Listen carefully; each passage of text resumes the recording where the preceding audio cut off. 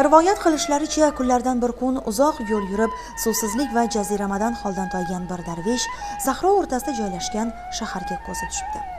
Quvonganidan ko'zlariga yosh qalqib, shahar darvozasiga yaqinlashibdi. Qarasaki, shahar darvozasi ochiq, ko'chalar kimsasiz, chor atrofni qaqragan yerlar bosib yotgan emish.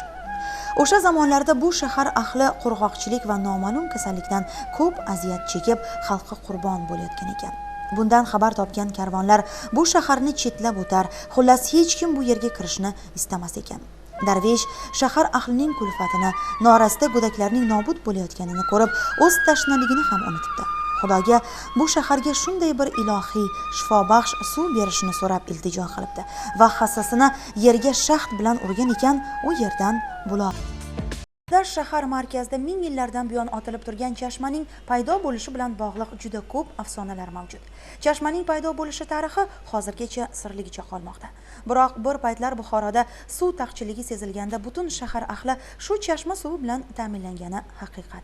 Balki chashma suvining xalq orasida bu qadar e'zozlanishiga sabab ham shudir. Chashma atrofida qad rostlagan maqbara esa hozirda Buxoroning qadimiy noyob arxitektura yodgorliklaridan biri sifatida qadrlanadi.